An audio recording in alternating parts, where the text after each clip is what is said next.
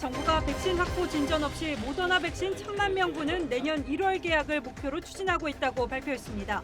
영국과 미국에 이어 아랍 국가 중엔 사우디가 처음으로 백신 접종에 들어가는 등 연내 적어도 30개 나라가 접종을 시작할 걸로 보입니다. 전국에서 병상을 기다리다 숨진 확진자가 이달 들어서만 6명으로 집계됐습니다. 방역당국은 3단계 격상 없는 억제를 목표로 하고 있다고 했습니다. 정직 2개월 징계를 받은 윤석열 총장 직무 복귀 여부를 결정하는 법원 신문기일이 오는 22일로 잡혔습니다. 변창흠 국토부 장관 후보자의 과거 발언이 인사청문회 쟁점으로 부상하고 있습니다. 변 후보자가 임대주택 주민을 못 사는 사람들이라며 밥을 사 먹겠느냐고 말한 사실이 드러났습니다. 오거돈 전 부산시장이 변호인을 통해 피해자가 말한 혐의는 인정하겠다면서도 당시 상황은 기억나지 않는다고 말했습니다. 법원은 구속영장을 또 기각했습니다. 코로나 장기화로 택배상자 수요가 크게 늘었는데 원자재인 골판지는 품귀 현상을 빚어 수출 날짜까지 미뤄지고 있습니다.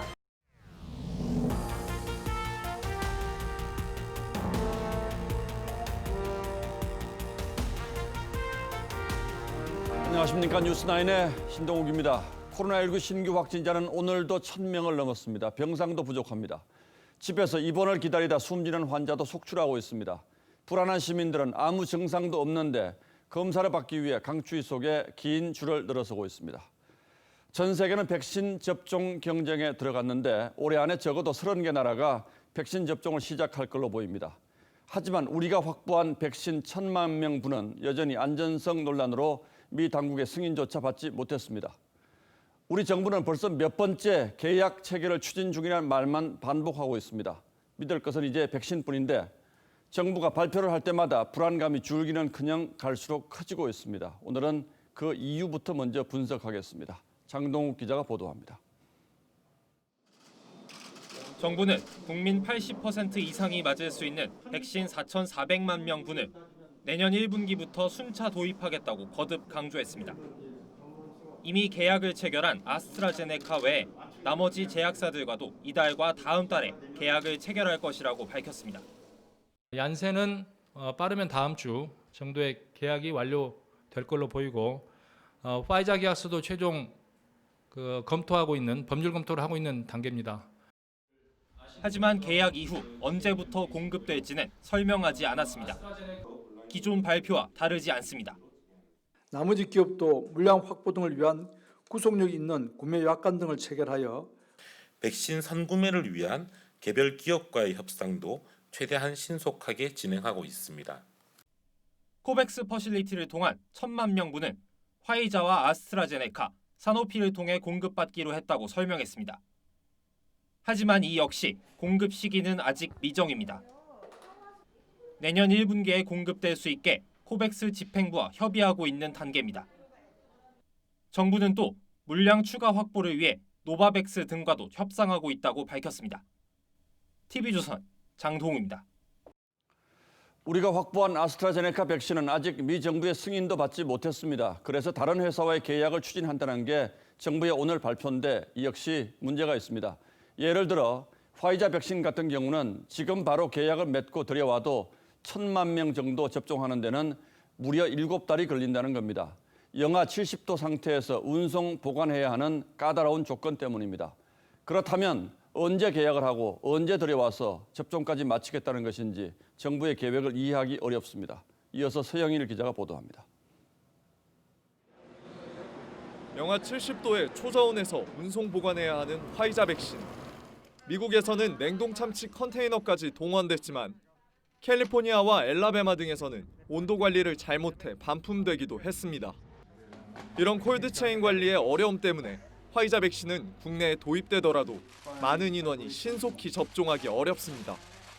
엄격한 냉동 보관이 필요하고 또 접종 전처리가 필요하기 때문에 이러한 부분이 가능한 기관을 확보하고 전문가들은 초저온 시설을 갖춘 시설이 국내에 많지 않고 추가 의료 인력도 필요해 하루 10만 명 정도만 접종할 수 있을 것으로 보고 있습니다.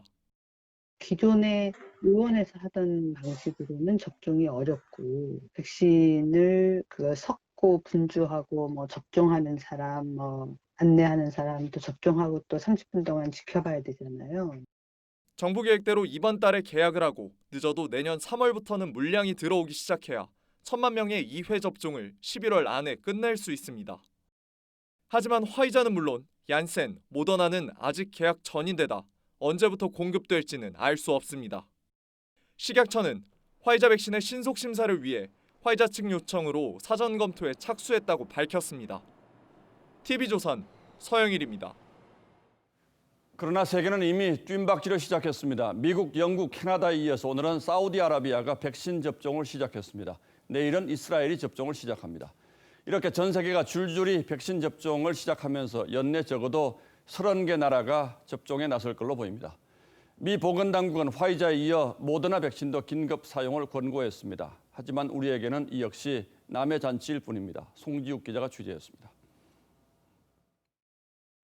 사우디의 수도 리야드에 문을 연 코로나 백신 센터입니다. 화이자 백신 승인 일주일 만인 오늘 사우디는 수도에서만 550곳에서 접종이 이뤄졌습니다. 영국과 미국, 캐나다에 이어 네 번째 접종국이자 아랍 국가로는 처음입니다. الحمد لله اليوم بداية انفراج الأزمة بإذن الله. 이스라엘은 내일부터, 유럽연합 27개국은 27일부터 접종을 시작합니다. 최소 30여 개국에서 연내 접종이 이뤄지는 겁니다. 동남아와 중남미도 서두르고 있습니다. 6천만 명 분량의 화이자 백신을 확보한 일본은 승인 절차에 돌입했습니다. 일본 언론들은 심사를 간소화하는 특례 승인을 통해 이르면 연내 접종이 시작될 수 있다고 보도했습니다. 미국은 두 번째 코로나 백신 접종까지 앞두고 있습니다. 미 식품의약국 FDA 자문기구가 모더나 백신 긴급 사용을 권고하면서 빠르면 다음 주 월요일 접종을 시작할 전망입니다. Our vote was even more overwhelming tonight than last week. Risk being less than benefit, a clear benefit with these vaccines. 러시아는 자국 백신 스푸트니크 V의 일반인 접종을 시작했고 중국도 자국 백신을 내년 춘절 연휴 전까지 5천만 명에게 마친다는 계획입니다. TV조선 송지욱입니다. 그런데 이 상황에 대해서 한 여당 의원은 이렇게 말합니다. 코로나 방역에 실패한 나라들이 백신 먼저 맞는다고 부러워할 일인가? 물론 미국이나 유럽 국가들이 초기 방역에 실패해서 큰 어려움을 겪은 건 사실이지만 그 사실이 백신 확보에 실패한 우리 정부를 두둔하는 근거가 되는 것인지는 의문입니다.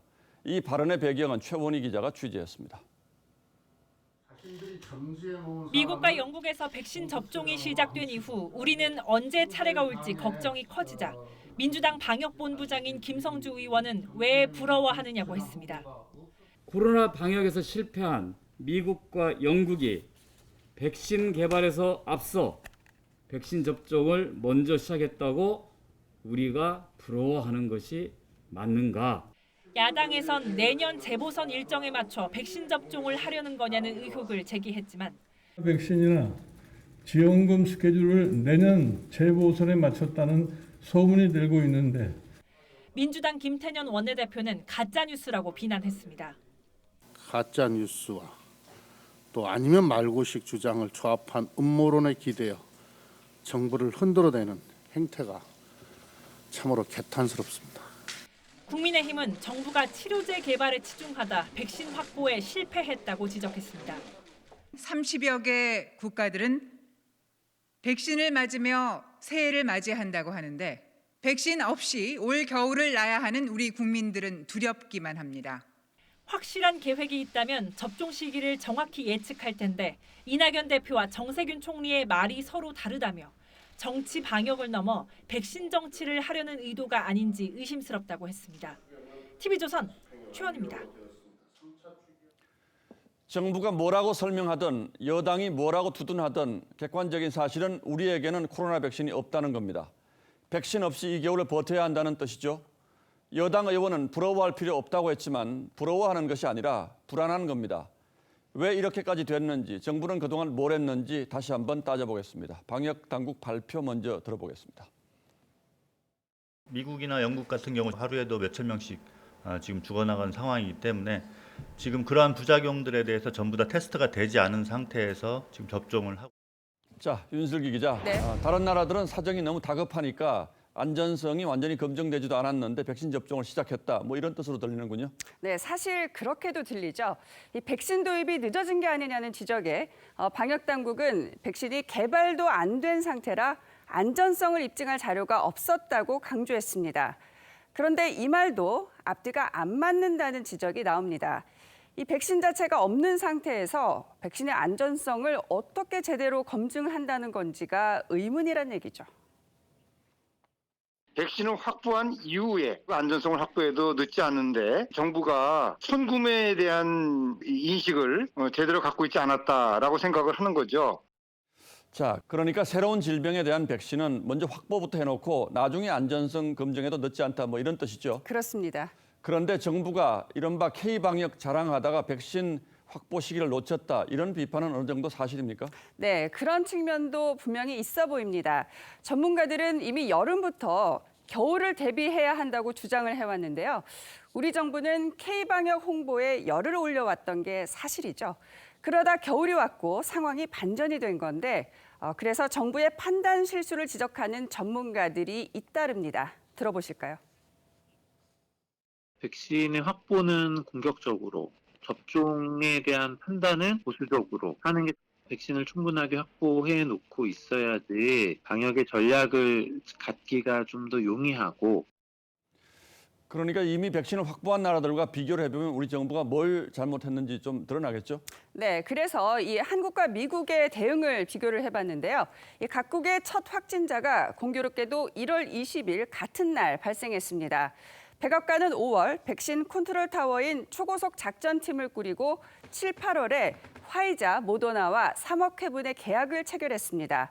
반면 국내 백신 도입 TF는 7월이 다 돼 꾸려져 8월 4차례 회의 등을 거쳐 11월 말 아스트라제네카와 1,000만 명 분량의 구매 계약을 맺었죠.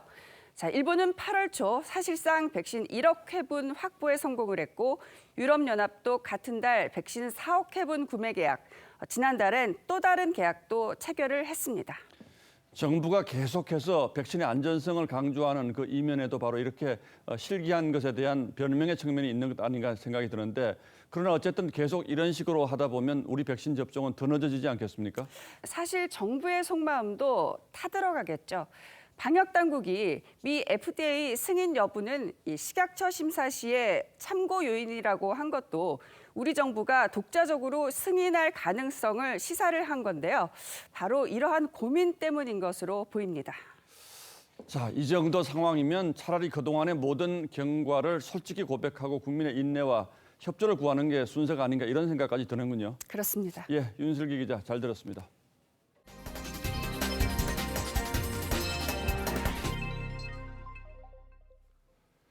국내 코로나19 확진자는 오늘 하루 새 1,062명이 늘었습니다. 이로써 사흘 연속으로 1,000명대를 기록했고 거리두기 3단계 격상 기준도 이미 충족했습니다. 하지만 정부는 여전히 3단계 격상을 머뭇거리고 있습니다. 이 상태로 억제하는 게 목표라고 하는데 그 이유는 뭔지 송민선 기자가 정부의 입장을 들어봤습니다. 서울 성북구의 한 교회. 지난 16일 교인 1명이 확진된 이후 지금까지 총 15명이 감염됐습니다. 12월 4일에는 20명이 모여 현장 예배를 진행하였고 예배 후 사적 모임을 가졌던 것으로 제주도에서는 목욕탕에서 16명이 감염됐는데 종교시설과 2개 가족 소모임 집단 감염과 연결됐습니다. 이 밖에 회사, 공장 등에서 새로운 집단 감염이 발생했고 스키장과 병원 등 기존 감염원에서도 확산이 계속되면서 국내 확진자는 사흘째 1,000명대를 기록했습니다. 한 주간 일평균 확진자는 934명을 넘겨 이미 3단계 기준을 넘겼습니다. 사망자는 11명 늘어 나흘째 2자릿수입니다. 하지만 정부는 경제적 타격을 고려해 거리두기 단계 격상에 여전히 신중한 입장입니다. 치밀하게 준비하되 필요하다고 판단되는 시점에서 과감하게 결정하겠습니다. 정부는 다만 식당 안에서의 취식을 금지하고 모임 제한을 5명 이상으로 강화하는 반면 대형마트의 생필품 매장 운영은 허용하는 등 3단계 방역 수칙을 조정하고 있습니다. 3단계가 되면 전국의 다중이용시설 약 203만 곳이 제한을 받게 됩니다. TV조선 송민선입니다. 병실이 부족해 입원을 못하는 환자도 급속히 쌓여가고 있습니다. 수도권에서만 이미 800명 넘는 확진자가 집에서 대기하는 상태입니다. 병원을 못 가 사망하는 환자도 속출하고 있습니다. 사실상의 의료 시스템 붕괴 상황입니다. 계속해서 최원영 기자가 보도합니다. 집단 감염이 발생한 경기도 부천의 요양병원. 당국의 전담 치료 병상으로 확진자 이송을 요청했습니다. 하지만 병상이 부족해 대기하는 사이 70대 이상 고령 환자들의 상태가 악화돼 13일과 14일, 16일에 연달아 3명이 사망했습니다. 경기도도 노력을 하고 있는데 지금 다 힘든 상황이다 보니까 저희는 꾸준히 요청은 하고 있고 89명 요청 중이라고. 이렇게 병상이 없어 요양병원이나 집에서 기다리다 숨진 확진자는 이달 들어서만 6명입니다. 현재 경기도의 병상 대기자는 모두 251명. 대부분 중증이라 한시가 급하지만 도내 남은 중환자 병상은 2개뿐입니다. 이에 경기도는 지난 11일에 이어 오늘도 환자 13명을 목포시 의료원으로 추가 이송했습니다. 대기 확진자가 580명에 달하는 서울은 중환자 병상이 1개밖에 없습니다. 대기 중인 사람들에 대한 증상 모니터링 자체도 앞으로 더 철저히 저희들이 해나가서 안타까운 사태가 재발하지 않도록. 의료 붕괴가 현실화되자 서울 아산병원이 중환자 병상을 6개로 늘렸고 서울 성모 등 서울의 주요 대형 병원들도 병상 확대를 준비 중입니다. 정부는 다음 달 초까지 거점 전담병원 등을 통해 중환자 병상 169개를 추가 확보하겠다고 밝혔습니다. TV조선 최은행입니다. 환자가 폭증하자 정부는 수도권 122곳에 임시 선별 진료소를 설치했습니다. 증상이 없더라도 누구나 찾아가면 코로나 검사를 받을 수 있도록 한 건데 강추위 속에서도 오늘 시민들이 긴 줄을 늘어섰습니다. 저희 취재진이 한 선별 진료소를 찾아가서 시민 162명에게 진료소를 찾은 이유를 물어봤습니다. 물론 취재는 방역 수칙을 철저히 지키면서 안전하게 진행되었습니다. 정준영 기자가 다녀왔습니다. 옛 서울역사 앞에서 시작된 줄이 300m 가까이 이어집니다. 서울시청 앞 광장에도 인간띠를 이은 것처럼 기다란 줄이 생겨났습니다. 모두 코로나19 검사를 받기 위해 몰려든 시민들입니다. 그냥 계속 막 증상 있는 것도 같고 그래가지고 불안해가지고. 오늘 서울 시내 선별검사소 8곳을 찾은 시민 가운데 162명을 무작위로 골라 코로나 검사를 받는 이유를 물었습니다. 감기 등 의심 증세가 있어 선별진료소를 찾은 인원은 전체 3%인 5명이었습니다. 동네 확진자 발생 소식에 검사를 받으러 온 응답자는 33%인 54명이었습니다. 불안감을 떨치기 위해 검사소를 찾았다는 응답자도 전체의 30%인 49명에 달했고 무료라서 그냥 한번 받아보고 싶었다는 응답도 8%에 달했습니다. 10명 중 2명은 2차례 이상 검사를 받았다고 했습니다. 3번째 받으려고 여기 왔고요. 앞으로도 뭐 기회가 된다면 주기적으로 계속해서 검사를 받아보고 싶은. 수도권에 설치된 임시 선별진료소 122곳에서 지난 4일 동안 7만 1000여 명이 검사를 받았고 이 가운데 확진자는 170명이었습니다. TV조선 정준영입니다. 지난 여름 바람 한 점 통하지 않는 방호복의 탈진 사태가 속출했던 코로나 의료진이 이번에는 한파와 사투를 벌이고 있습니다. 귀가 깨질 것 같다. 내복을 5겹 껴입어도 추위를 막을 수가 없다. 물론 추위만으로 의료진의 고통을 다 설명하긴 어렵습니다만 그래도 이 칼바람만이라도 급히 좀 막아주셨으면 좋겠습니다. 황선영 기자가 다녀왔습니다. 의료진들의 양손은 핫팩을 주무르느라 분주합니다. 귀는 이미 빨갛게 얼어 있습니다. 얇은 방호복 속에 옷을 껴입어봐도 한기를 막기엔 역부족입니다. 귀가 막 깨질 것 같은 느낌이 있거든요. 방한 용품을 다 착용을 해도 바람이 뼛속으로 들어가가지고. 코로나 검사를 위해 하루 5만 명 이상이 전국 검사소로 몰려들면서 근무 교대까지 4-5시간가량을 꼼짝없이 추위에 떨 수밖에 없습니다. 에코백을 옷 안에 이렇게 다닥다닥 붙이고 이렇게 끌어안고 있었거든요. 보통 옷은 전 한 4-5개 껴있고 핫팩은 한 몸에는 한 4개 붙이고 발이 특히 추워서 발에만 한 핫팩 4-5개는 넣어. 몸을 녹일 수 있는 휴식 시간은 1시간 남짓. 패딩은 안 입으세요? 패딩 입으면은 채취하는데 좀 많이 불편해서 저희 다 벗고 그냥 이렇게 합니다. 지금도 핫팩 붙이신 거예요? 안에 붙였어요. 이렇게 야외 곳곳에 의료진들을 위한 난로가 설치되어 있는데요. 가까이 있으면 따뜻하지만 한 발자국만 물러서도 금방 온기가 사라집니다. 지난 14일 이후 코로나 검사가 확대되면서 수도권 140여 곳에 임시검사소를 급하게 마련하다 보니 바람막이조차 없는 곳도 허다합니다. 코로나기 위해서는 여기는 지금 이제 환기구가 이렇게 있어야 되니까 이게 보시다시피 이렇게 바람이 이렇게 앞바람이 이렇게 치니까 이렇게 따뜻하게 해줄 수가 없죠. 그러니까. 어제 하루 전국 임시검사소 근무를 자원한 의료진은 30여 명. 내일 서울 최저기온은 영하 10도까지 떨어질 것으로 예보돼 의료진은 코로나는 물론 사르래는 추위와도 전쟁을 치러야 합니다. TV조선 황선영입니다. 추미애 장관은 휴가에서 돌아왔지만 윤석열 총장은 오늘 출근하지 않았습니다. 반려견을 데리고 집 주변을 산책하는 모습이 언론 카메라에 잡혔을 뿐입니다. 이런 가운데 법원은 다음 주 화요일 윤 총장에 대한 징계 효력을 중단시키고 직무에 복귀시킬 것인지 첫 심리에 나섭니다. 만약 직무 복귀 결정이 내려지면 추미애 장관은 물론 대통령까지 심각한 타격이 불가피합니다. 반대의 경우라면 사태는 장기화 국면으로 접어듭니다. 이 중요한 심리를 앞둔 법원 분위기는 장윤정 기자가 취재했습니다. 서울행정법원은 윤석열 총장이 제기한 소송 2건을 전산배당을 통해 행정 12부에 배당했습니다. 소송은 정직 2개월의 징계 처분을 취소해달라는 본안 소송과 결과가 나오기 전까지 징계 효력을 멈춰달라는 집행정지 소송입니다. 징계 효력 정지부터 판단할 계획인데 첫 심리는 22일 오후 비공개로 열립니다. 심리는 홍순욱 부장판사가 맡았습니다. 윤 총장은 소장에서 판사 문건이나 정치적 중립 의무 위반에 대해서는 증거 없는 독단적 추측이라고 주장했습니다. 행정법원은 지난달 윤 총장의 직무배제 집행정지 신청에서 5일 만에 신문을 했습니다. 신문 바로 다음 날 윤 총장에게 회복할 수 없는 손해가 발생했다고 판단했고 윤 총장은 바로 직무에 복귀했습니다. 이번 징계 효력정지 재판에서도 정직 2개월 처분이 회복할 수 없는 손해인지 여부가 핵심 쟁점이 될 전망입니다. TV조선 장윤정입니다.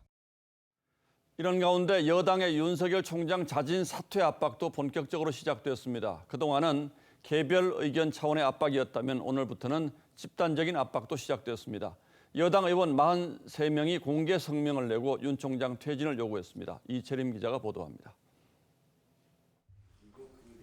고 김근태 의원 계열인 민평년 소속 의원 43명이 윤석열 총장에게 즉각 사퇴를 촉구했습니다.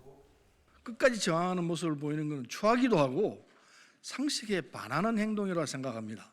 입 닫고 조용히 그 자리에서 내려오는 것이 합당하고 징계 불복 소송에 대해선 대통령에 대한 항명이라고 했습니다. 대통령에게 항명을 하는 모습은 과거 검찰총장들의 전례에서도 찾아보기 힘든 비상식적인 당내 개파 모임이 공개적으로 윤 총장 사퇴를 요구한 건 처음입니다. 국민의힘은 대통령의 부당한 처분까지 무조건 따라야 한다는 사고는 독재국가에서나 가능한 일이라고 비판했습니다. 어떻게 대통령과 싸우자는 것입니까?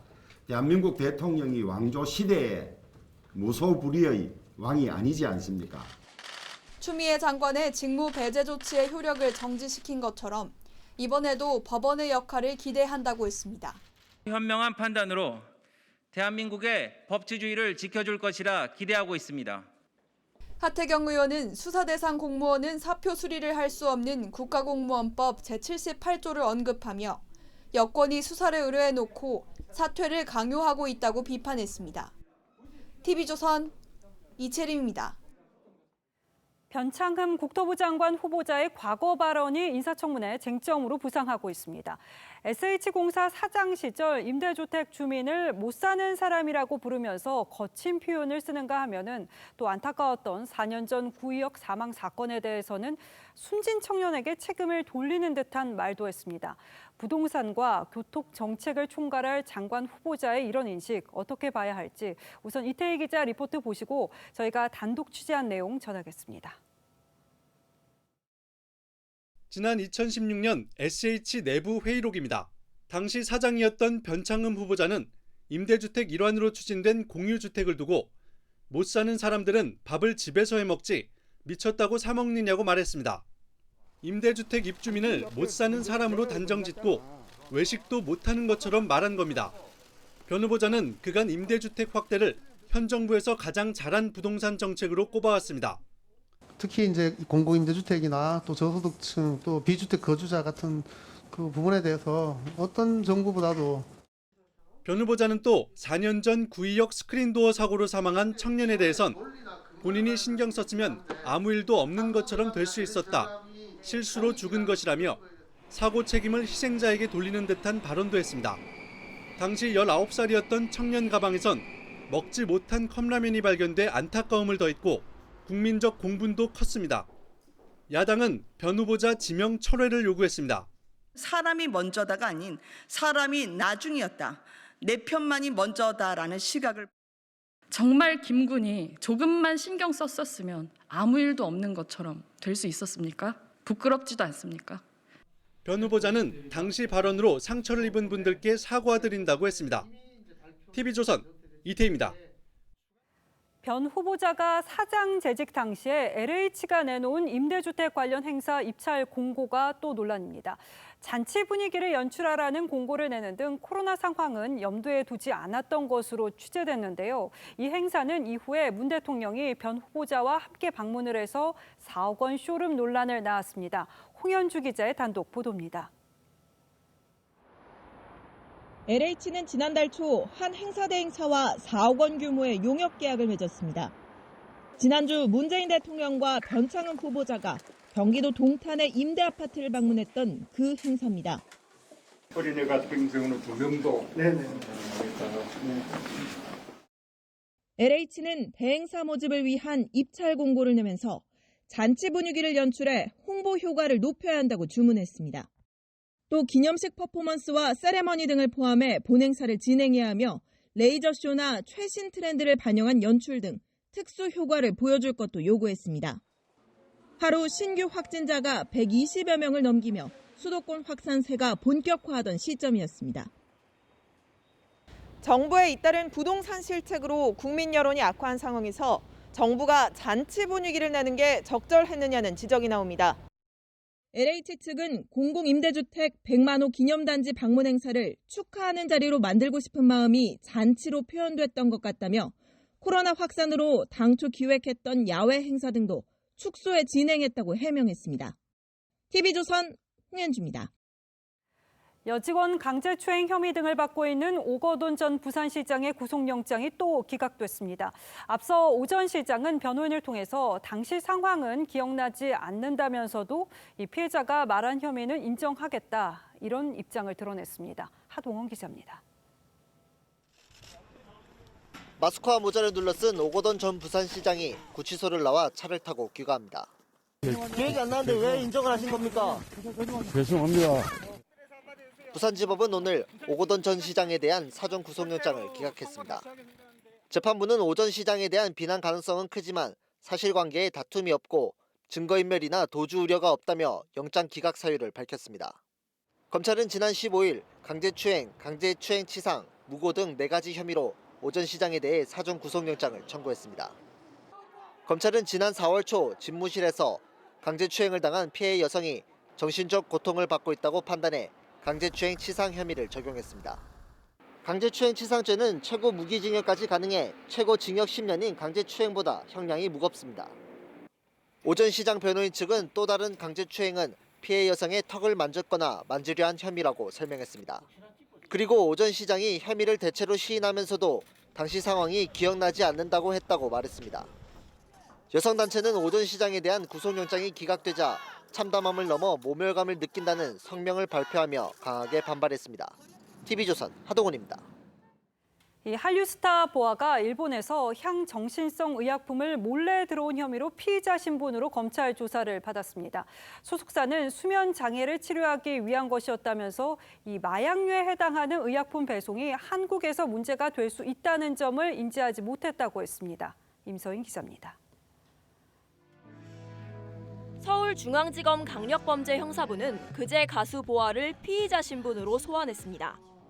보아는 해외에서 졸피뎀 등 향정신성 의약품을 신고 없이 들여온 혐의를 받고 있습니다.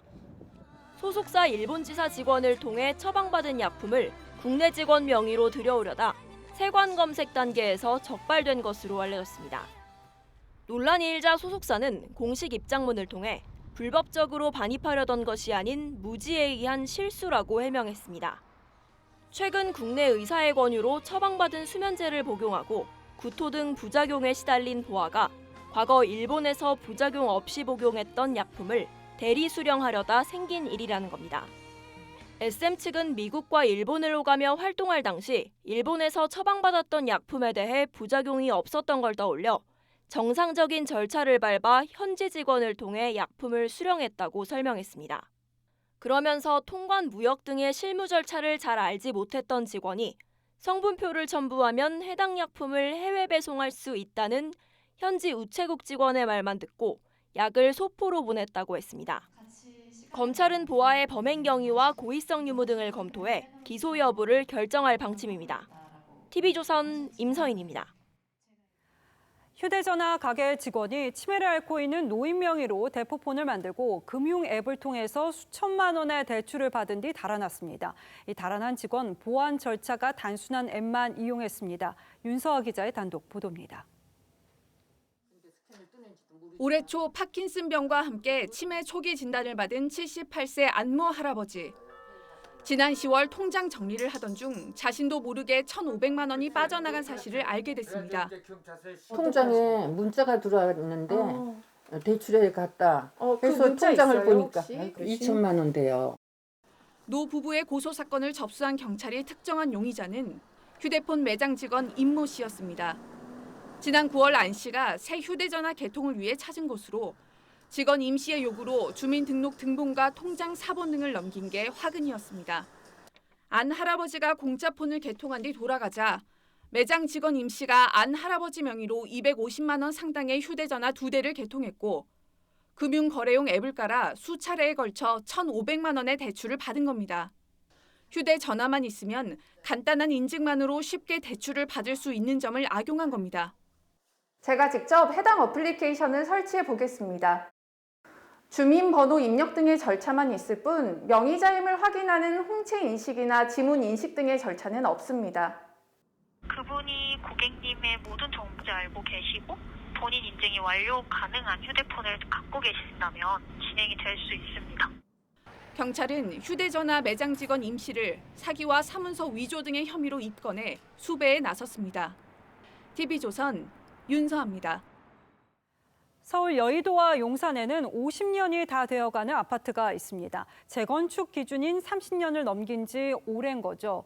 주민들은 불편함을 넘어서 안전까지 위협받고 있다면서 이 재건축 조합도 설립이 됐는데 대체 재건축은 언제 가능해지냐는 거면서 답답함을 호소합니다. 왜 이런 일이 벌어지는 건지 임유진 기자가 그 사정을 취재했습니다. 50년 된 서울 여의도의 한 아파트 단지. 40m 굴뚝탑에 시멘트 일부가 떨어져 나갔습니다.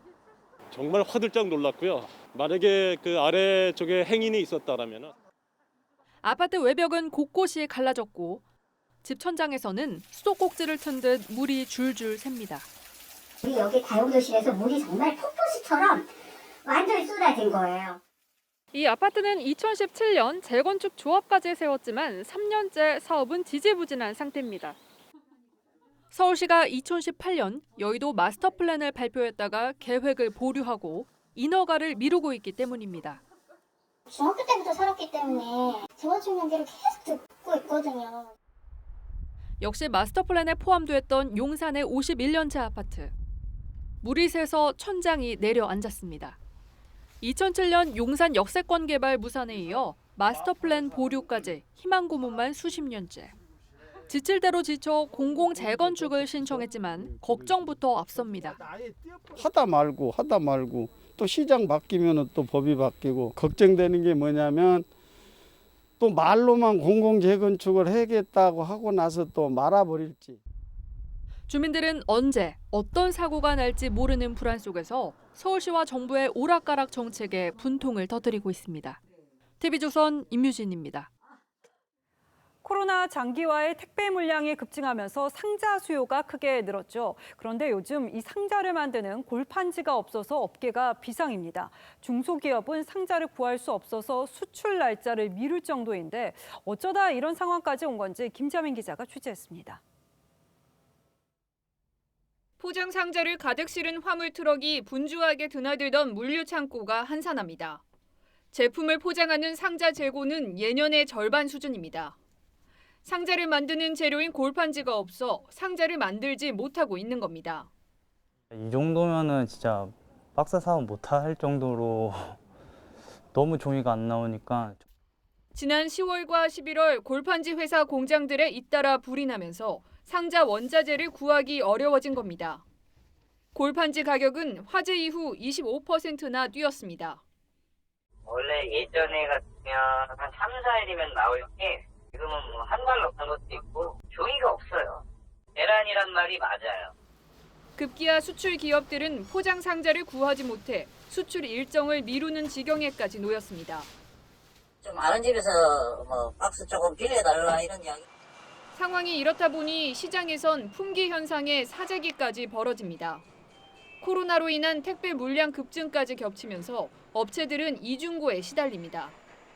원래 쓰던 양이 한 진짜 300%, 400% 이 정도 주문을 하신 데가 몇 군데 있었어요. 그래서 지금은 그렇게 주문하셔도 저희가 그렇게 드릴 수가 없다. 지금 종이가 워낙 부족해서.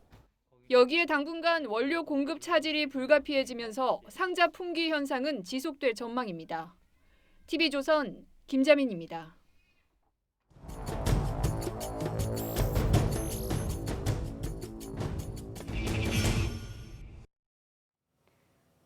이 시멘트 공장 지역 주민이 겪는 먼지와 소음 피해는 제가 설명을 드리지 않아도 익히 아실 겁니다. 나아가서 지역 주민의 폐 등 건강상 피해도 연구를 통해서 확인되기도 했는데요. 이런 열악한 상황을 반영해서 시멘트를 생산할 때마다 시멘트 세를 몰리는 방안이 논의가 됩니다. 과연 해법이 될 수 있을까요? 현장 추적 장혁수 기자입니다. 잔잔한 남한강 위 도담산봉. 산수화에서 막 꺼낸 듯한 모습에 관광객이 끊이지 않습니다. 그런데 바로 산 뒤에선 상상 못할 일이 벌어집니다. 허옇게 속을 드러낸 산. 산봉우리는 간데 없고 계단처럼 깎여 깊은 계곡이 만들어졌습니다. 시멘트 업체 3곳이 원료인 석회석을 채굴하는 단양 백광광산입니다.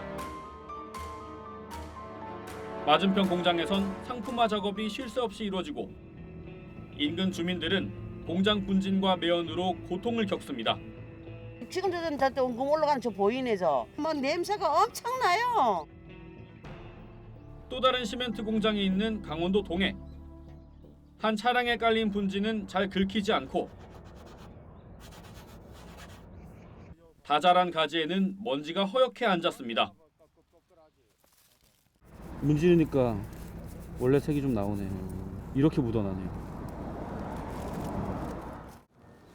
시멘트 공장과 마을이 있는 사마동의 거리는 500m 안팎입니다. 주민들은 쓰레기를 소각해 시멘트를 만들면서 생기는 악취와 먼지를 견디기 힘들다고 말합니다. 하루에도 엄청나 하고 저녁에는 냄새 말도 말아요. 요새는. 트럭이 내는 소음은 지하철과 비슷한 80데시벨 수준. 시멘트 업체는 그동안 환경 기준에 맞춰 작업 환경을 개선했다는 입장이지만 있는 것 자체가 주민들한테 불편을 드리는 상황이고 공장 운영을 투명하게 하고 있습니다. 주민 상당수는 건강 이상을 호소합니다. 만성 폐쇄성 폐질환. 조그만 운동을 해도 숨이 차고 폐활량은 56%에 시멘트 산지인 영월과 삼척 등 4개 시군의 폐질환 유병률은 평균 약 15%로 타 지역 평균 약 11%보다 높습니다. 진짜 아주 공해 때문에 좀 힘들긴 힘들어요. 계속되는 주민 피해에 정치권에선 생산되는 시멘트 1톤당 세금 1,000원을 매겨 연간 약 520억 원의 시멘트세를 물리는 방안을 논의 중이지만 시멘트 업계는 이미 석회석을 채굴할 때 지역자원 시설세를 내고 있어 이중과세라고 반발합니다. 369억인데 그중에 해마다 506억 원을 세금으로 떼어가겠다고 하는 건데 전문가들은 시멘트세뿐 아니라 인근 지역 주민들에게 실질적인 혜택이 돌아갈 방안이 강구돼야 한다고 지적합니다. 시멘트 업계에서 환경 개선 사업이라 했다 하는 거는 다 자체 설비 어떤 사업을 어디서 할 건지를 이제 지역 주민들이 좀 주도가 되는 어떤 위원회를 만든다든지 이렇게 해서. 시멘트세 논의에도 근본 대책이 보이지 않는다며 주민들 기대는 크지 않은 모습입니다. 삼척시에서 걷어서 과연 저희인데 환원을 해줄 거야? 현장 추적 장혁수입니다. 예, 다음 뉴스입니다. 며칠 전 여당이 강행 통과시킨 대북 전단 살포 금지법에 대한 국제사회의 걱정이 갈수록 커지고 있습니다. 미 의회는 청문회까지 추진하고 있습니다. 자유세계 소식이 북한 주민들에게 전해지는 것을 원천적으로 봉쇄했다는 게 그 이유입니다. 지난주 방한한 비건 미 국무부 부장관도 이런 우려를 전해왔다는데 외교부가 공개한 건 이른바 닭 한 마리 만찬뿐이었습니다. 조덕현 기자가 취재했습니다. 지난주 방한했던 비건 미 국무부 부장관. I'm looking forward to talking about the great cooperation between the United States and Republic of Korea. 닭 한 마리 만찬을 함께하는 등 화기애애했던 일정만 공개됐지만 우리 정부의 대북 전단 살포 금지법에 대한 우려를 전달했다고 미 워싱턴 포스트가 보도했습니다. 법안 처리를 비난했던 미 의회 산하 인권위원회는 내달 초 청문회까지 추진 중입니다.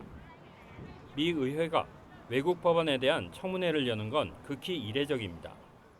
대표적인 지한파인 코널리 민주당 하원 의원은 성명을 내고 다양한 정보가 북한 주민에게 전달되는데 방해가 될 것이라며 문 대통령이 개정안 서명 전 재검토해야 한다고 주장했습니다. 전문가들은 인권을 강조하는 바이든 행정부와의 엇박자도 우려합니다. 바이든 행정부는 민주주의와 인권을 매우 강조하면서 첫 단추를 깨는데 어려움이 예상됩니다. 정부는 그러나 대북 전단법은 표현의 자유를 필요 최소한으로 제한하며 국제 인권 규약을 준수하고 있다는 입장을 고수하고 있습니다. TV조선 조덕현입니다.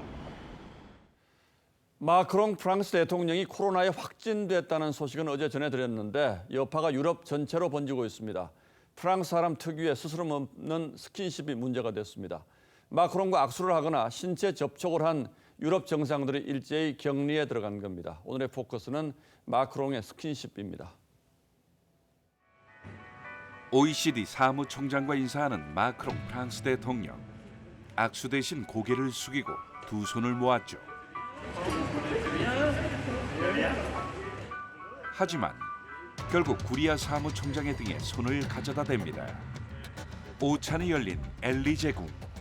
샤를 미셸 유럽의회 의장의 허리 뒤쪽으로 자연스럽게 손을 뻗는 마크롱. 스페인 산체스 총리의 등을 대놓고 쓰다듬죠. 마크롱 확진 판정 사흘 전 모습입니다. Quant au président de la République, c'est un exemple comme pour tous les Français, c'est-à-dire qu'il s'est isolé au moindre symptôme, et c'est exactement ce que nous disons à l'ensemble des Français. Il a fait un test au moindre doute, c'est ce que nous souhaitons aussi. Le tracing est en place. 그런데 이게 전부가 아니었죠. 하루 전에는 포르투갈 코스타 총리와 따로 만났고 일주일 전엔 이틀간 EU 정상회의에 참석했습니다. Vous le savez, il y a eu un blocage très important sur l'état de droit et un compromis est en train d'être trouvé et je souhaite que nous puissions finaliser ce compromis dans les...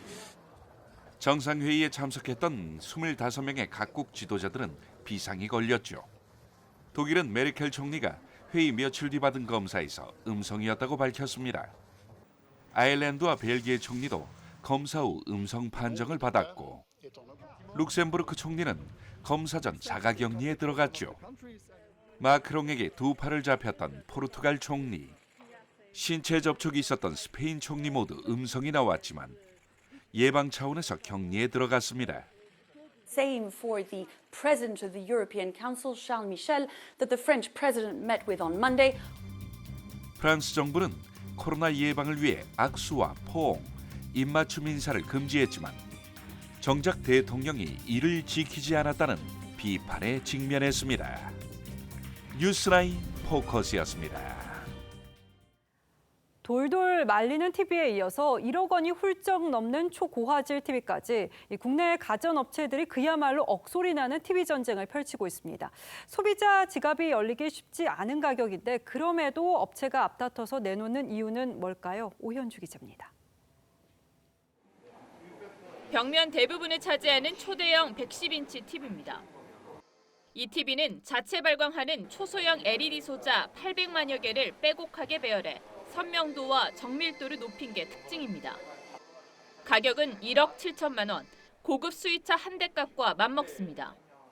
기존 디스플레이의 한계를 극복한 궁극의 디스플레이 기술이자 이전에 경험해보지 못했던 새로운 스크린 화질을 제시. 이에 맞서는 경쟁사는 스피커 안에서 화면이 솟아나오는 이른바 롤러브 TV를 이미 1억 원에 내놨습니다.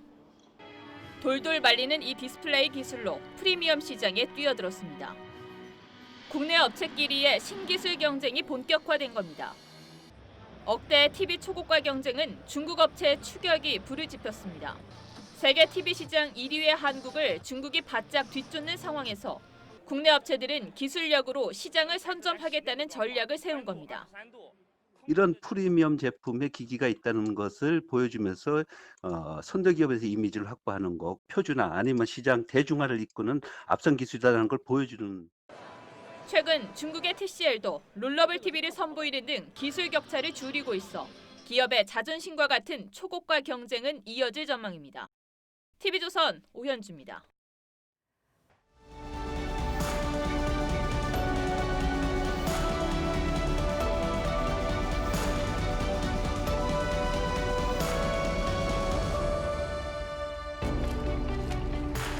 개도 이렇게 풀과 날채소를 먹습니다. 소화는 안 되지만 내장을 빗자루처럼 청소해 준다고 하죠. 심지어는 동물의 왕 호랑이와 사자까지도 풀을 뜯습니다. 맹호는 굶주려도 풀을 먹지 않는다는 말 대신 굶주리지 않아도 풀을 먹는다가 사실은 맞는 말입니다. 농사꾼은 알이 실하고 많이 달린 벼를 골라 이듬해 농사지을 씨나락, 즉 벽시로 보관합니다. 가족의 생계가 달린 씨나락이어서 신주단지처럼 모시죠. 그런데 봄에 움을 틔우려고 소금물에 담가 보면 절반은 속이 텅 비어서 그렇게 둥둥 뜨곤 합니다. 농부가 기가 막혀 배고파 죽은 귀신이 파먹었느냐고 한 탄식에서 귀신 씨나락 까먹는 소리라는 말이 나왔다고 합니다. 그런가 하면 자다가 봉창 두드리는 소리라는 말도 있죠. 봉창은 봉에 놓아서 열리지 않는 채광창을 뜻하는데 자다가 이 봉창을 두드리니 얼마나 황당한 일입니까? 우리 문재인 대통령은 사실은 아주 무서운 분입니다. 윤석열 총장은 결국 자멸할 거라고 봅니다. 여권의 이런 기대와 달리 윤석열 총장이 사퇴하지 않고 법적 대응에 나섰습니다. 윤 총장이 징계 절차와 결과가 불법 부당하다고 판단하는 한 그의 선택은 법의 판단을 구하는 것밖에 없을 겁니다. 그 대상이 대통령이든 아니든 법 앞에 예외적인 존재는 없습니다. 지난 한 주도 듣는 사람 가슴 후벼 파는 말의 행진이 이어졌습니다. 여당의 일방적인 입법 질주를 두고 이해찬 전 대표는 180석의 힘이 뭐라는 걸 똑똑히 보여주었다고 했습니다. 국회 외교통일위원장 송영길 의원은 5,000개 넘는 핵무기를 가진 미국이 북한에게 핵을 가지지 말라고 강요할 수 있느냐고 했습니다. 윤미향 의원은 주인공도 없는 길원옥 할머니 생일 축하 모임이라며 마스크도 안 쓴 와인 파티 사진을 올렸습니다. 길 할머니 가족은 또 어머니를 판다고 했죠. 하이라이트는 오늘 공개된 국토부 장관 후보자의 과거 발언입니다. 구의역에서 숨진 근로자에 대해서 걔만 신경 썼으면 아무 일 없었는데 시장이 사람 죽인 것처럼 됐다고 했습니다. 마지막으로 총리실이 국민을 위로하겠다며 올린 만화한 것 보시겠습니다. 여성들이 코로나로 겪는 어려움이 고작 이런 피부 트러블이라는 걸까요? 인자한 표정으로 화를 모두 저에게 풀어라는 총리 만화를 보며 부끄러움은 왜 우리 몫이 되어야 하는지 문득 궁금해집니다. 12월 18일 앵커의 시선은 자다가 봉창을 두드리니 였습니다.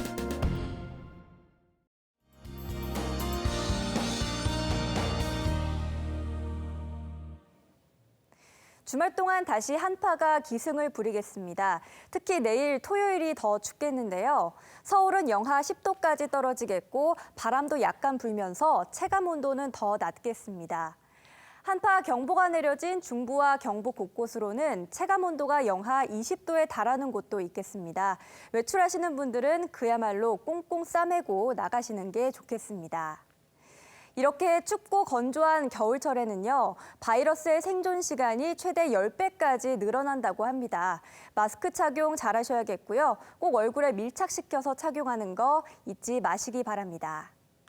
추위는 다음 주부터 차츰 풀리겠습니다. 또 크리스마스 이브 날에는 곳곳에 눈비 소식이 들어 있습니다. 날씨였습니다. 12월 18일 금요일 뉴스9 여기서 모두 마치겠습니다. 시청해주신 여러분 고맙습니다.